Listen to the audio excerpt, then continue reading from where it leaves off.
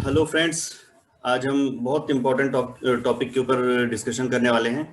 Topic है how to build a strong foundation in children. कहने का मतलब ये है कि आप बच्चों का फाउंडेशन कैसे स्ट्रॉन्ग बना सकते हैं। ठीक है, इसको डिस्कस करने से पहले हम ये चीज़ को समझते हैं कि फाउंडेशन का मतलब क्या होता है। फाउंडेशन का मतलब होता है बेस। बेस, यदि आप किसी भी बिल्डिंग को बनते हुए देखेंगे तो सबसे पहले उसमें नींव रखी जाती है, और नींव उस आधार पर रखी जाती है कि आपको बिल्डिंग कितनी अच्छी या कितनी बड़ी बनानी है ना। अगर आपको 4 5 6 7 8 मालों की अगर बिल्डिंग बनानी है तो आपको सबसे पहले ये देखना होगा कि उस 4 8 मालों की जो बिल्डिंग है, उस बिल्डिंग का जो पूरा भार है वो पूरा भार आपके नींव में रहेगा। तो नींव को इतना स्ट्रांग बनाना होगा कि वो 8 मंजिल की जो बिल्डिंग है उसका भार को वो उठा सके। ठीक है, अगर आप फाउंडेशन अच्छा नहीं बनाएंगे, फाउंडेशन में नींव अगर आपकी अच्छी नहीं होगी, तो आप बड़ी बिल्डिंग तो बना सकते हैं पर बड़ी बिल्डिंग काफी लंबे समय तक के स्टेबल नहीं रह पाएगी। वो किसी न किसी कारण से या तो वो टूट जाएगी या तो क्रैक हो जाएगा उस पे, और वो बिल्डिंग का कोई मतलब नहीं होगा, और बहुत लंबे समय तक की वो बिल्डिंग एग्जिस्ट नहीं कर पाएगी या रह नहीं पाएगी। ठीक है, इसलिए बहुत इंपॉर्टेंट होता है कि आपको बेस बनाना या नींव बनाना। अब वैसे ही यदि हमें अगर बच्चों को बहुत अच्छा सक्सेसफुल बनाना है तो उनको हमें उनके फाउंडेशन में, मतलब उनका एक अच्छा फाउंडेशन बनाना जरूरी है। ठीक है, अब बच्चों का फाउंडेशन कैसे आप बनाएंगे? बच्चों का फाउंडेशन किस तरह से बनता है जिससे वो बहुत स्ट्रांग रहे, इतने स्ट्रांग रहे कि वो आगे चल के कोई भी काम को करे तो उनकी एक्सेप्टेबिलिटी ज्यादा हो और उनको कोई तकलीफ आगे जीवन में ना आए। बेसिक कैरेक्टरिस्टिक्स अगर हम समझने की कोशिश करें कि कोई भी व्यक्ति जो होता है उसका फाउंडेशन या उसकी जो कैरेक्टरिस्टिक्स है उसमें सबसे इम्पोर्टेंट चीज क्या होती है, तो अगर आप किसी भी व्यक्ति को देखेंगे कि वो व्यक्ति अच्छा है या बुरा है, ये कैसे आपको पता चलता है? तो आप उसके व्यवहार को देखेंगे, उस व्यवहार के ही आधार पे आप उसको बताते हैं कि वो बच्चा या व्यक्ति अच्छा है या नहीं है। तो व्यवहार किससे बनता है? व्यवहार बनता है एथिक्स से। एथिक्स का मतलब ये होता है, मतलब उसके नैतिक मूल्य। नैतिक मूल्य मतलब वो जो नैतिकता के आधार पे अगर वो कोई काम कर रहा है तो वो अच्छा है। अगर वो अनएथिकल एक्ट कर रहा है तो वो सही नहीं है। इसको समझने के लिए एक छोटा सा एग्जांपल लेते हैं। ठीक है, एथिक्स या नैतिकता, जो नैतिकता है वो बेस्ड करती है पूरा का पूरा धर्म के अनुसार। एक व्यक्ति का जो आचरण या बिहेवियर है वो धर्म के अनुसार अगर है तो वो एथिकल कहलाएगा या नैतिकता के आधार पे वो सही कहलाएगा। और अगर वो धर्म के अपोजिट कोई काम कर रहा है तो वो अनएथिकल एक्ट कहलाएगा। अब इसका मतलब ये है कि धर्म भी कोई है, कुछ है जिसे समझना हमें बहुत जरूरी है। तो मैं एक बात बता दूं आपको, धर्म हर व्यक्ति का अलग अलग होता है। जो हम आज की डेट में अलग अलग धर्मों के बारे में सुनते हैं कि ये इस धर्म से है, ये उस धर्म से है,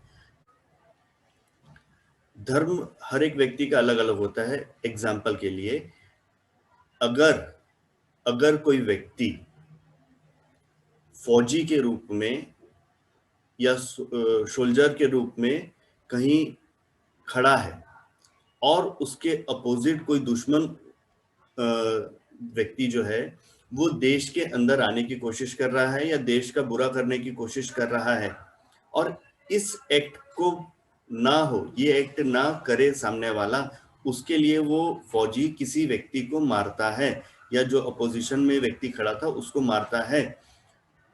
हालांकि हम सबको पता है किसी भी व्यक्ति की जान लेना एक गलत काम है, पर यही काम यदि कोई व्यक्ति सोल्जर के रूप में कर रहा है तो वो सही कर रहा है, वो कोई काम गलत नहीं कर रहा है। पर वहीं पे अगर कोई सिविलियन या घर पे जो बैठा हुआ व्यक्ति है वो किसी को मार रहा है तो ये तो गलत काम है।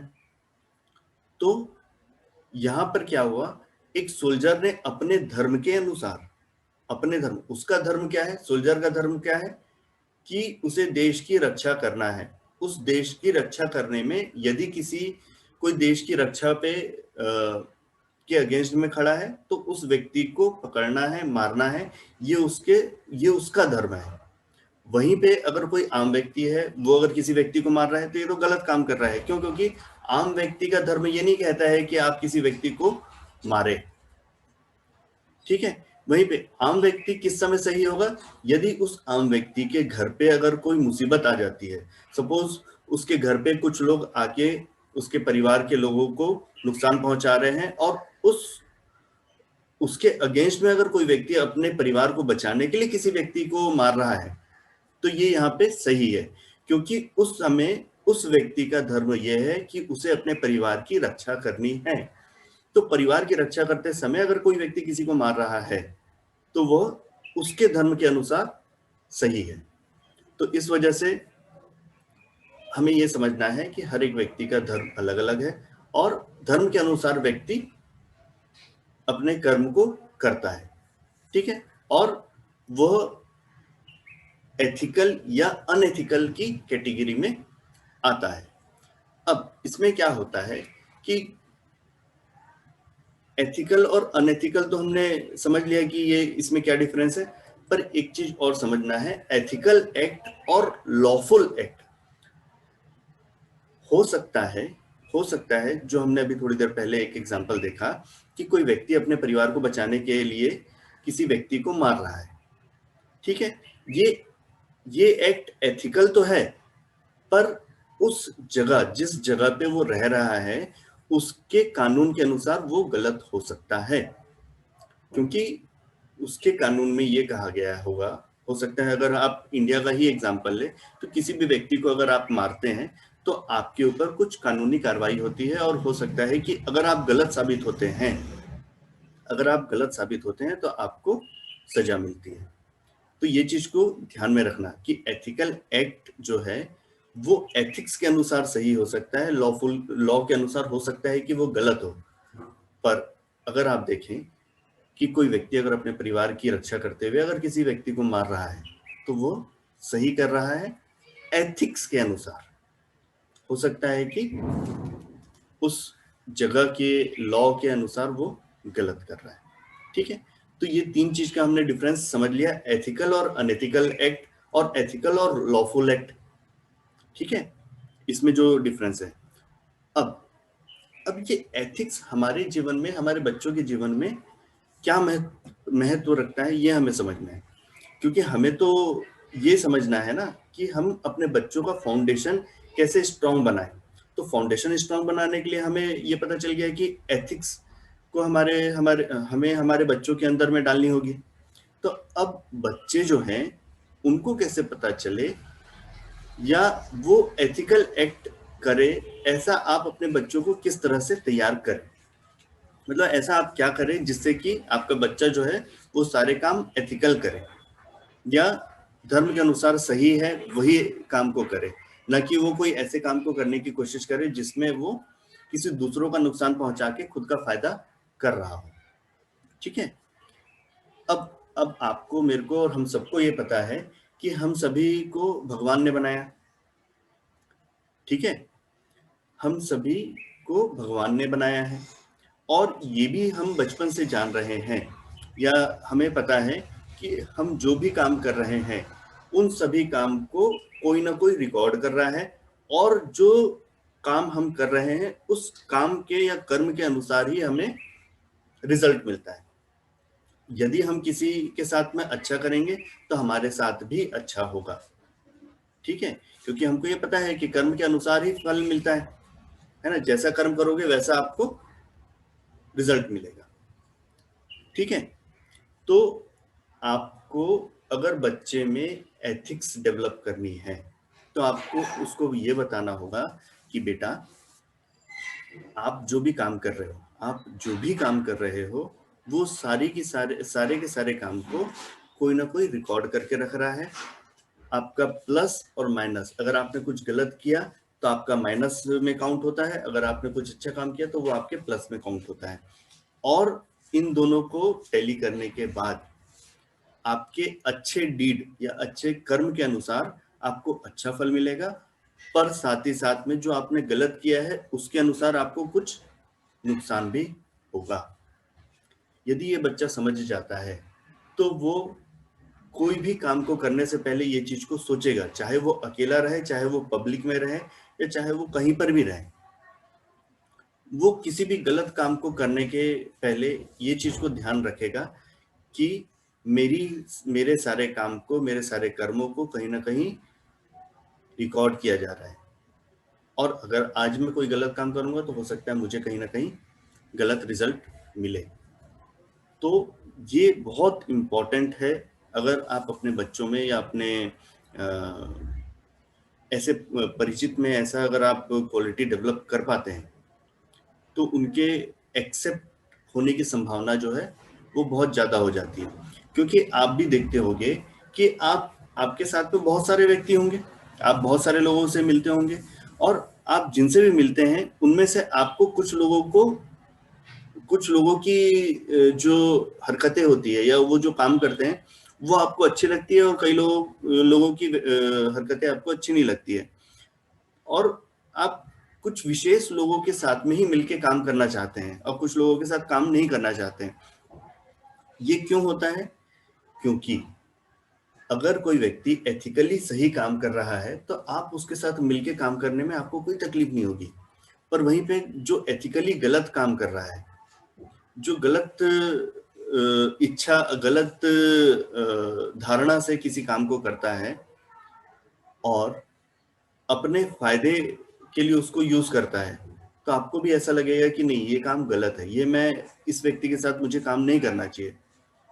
तो यदि हमारे बच्चे भी कोई गलत काम कर रहे हैं तो हमारे बच्चों के साथ में भी कोई भी व्यक्ति काम करना नहीं चाहेगा साथ में मिलके।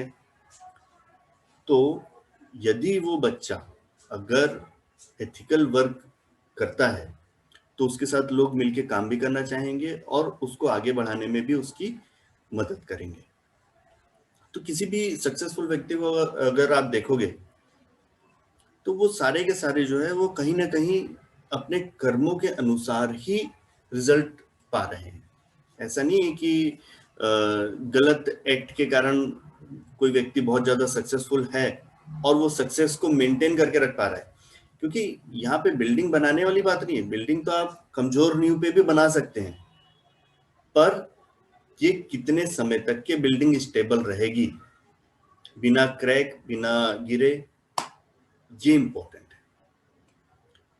तो हो सकता है कि आपके बच्चे ये बोले कि सामने वाला व्यक्ति तो गलत काम करके भी मुझसे ज्यादा या मुझसे ज्यादा सक्सेसफुल है, पर आपको उसको ये बताना होगा कि उसकी वो सक्सेस कितने समय तक के वो मेंटेन करके रख पा रहा है, ये चीज को भी देखना है। क्योंकि गलत गलत कर्मों का फल ज्यादा लंबे समय तक के अच्छा नहीं मिल सकता है। ठीक है। हम भी अगर कहीं दुकान में जाते हैं, किसी दुकान से कुछ सामान खरीदते हैं, अगर हमें ये पता है कि सामने वाला व्यक्ति सामान में कुछ मिला के फिर हमको बेच रहा है, तो क्या आप या हम वो सामान को खरीदने की इच्छा रखते हैं? नहीं रखते हैं। हम ये नहीं चाहते हैं कि हम किसी ऐसे व्यक्ति के साथ में रहें या ऐसे किसी व्यक्ति के साथ में उससे कुछ सामान खरीदे जो वो गलत एक्ट करके या गलत काम करके हमें दे रहा है। ठीक है। मेरे ख्याल से आप सभी इस बात से एग्री करते होंगे। एग्री करते हैं या नहीं करते हैं, क्या ये बात सही है या नहीं है, आप मुझे कमेंट करके बताइए। ठीक। Thank you.